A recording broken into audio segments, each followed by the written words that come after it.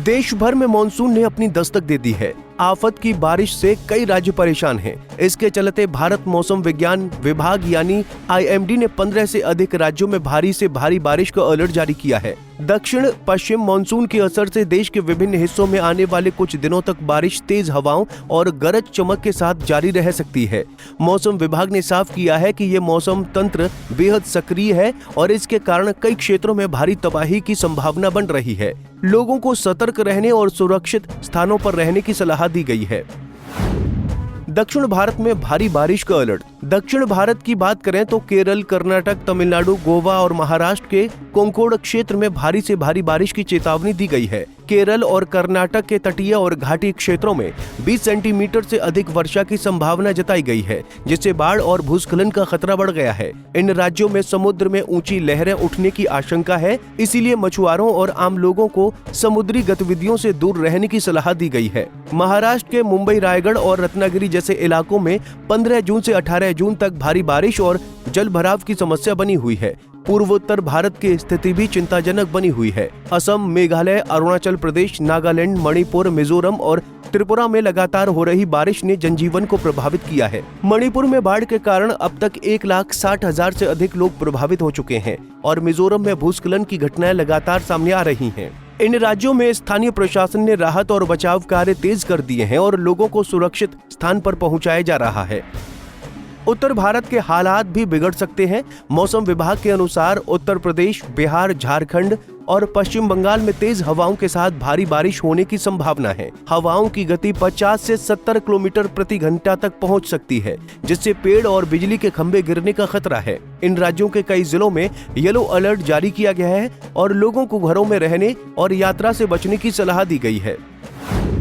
मध्य भारत में भारी बारिश की चेतावनी। मध्य भारत में भी मानसून की दस्तक तेज होती जा रही है।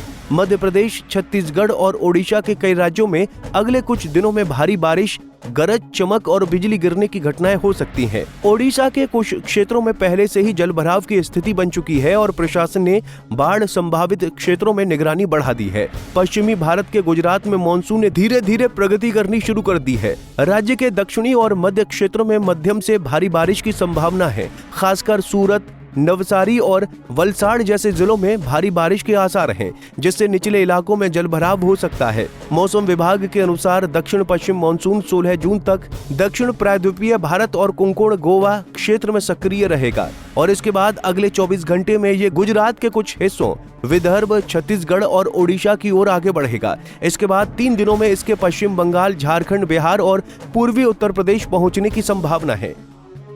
देश की राजधानी दिल्ली और उसके आसपास के क्षेत्रों में 18 जून तक हल्की से मध्यम बारिश हो सकती है और यहाँ के लिए भी येलो अलर्ट जारी किया गया है। मौसम विशेषज्ञों के अनुसार ये बारिश प्रदूषण कम करने और तापमान को सामान्य बनाए रखने में सहायक हो सकती है, लेकिन अधिक वर्षा के कारण ट्रैफिक और बिजली आपूर्ति पर असर पड़ सकता है।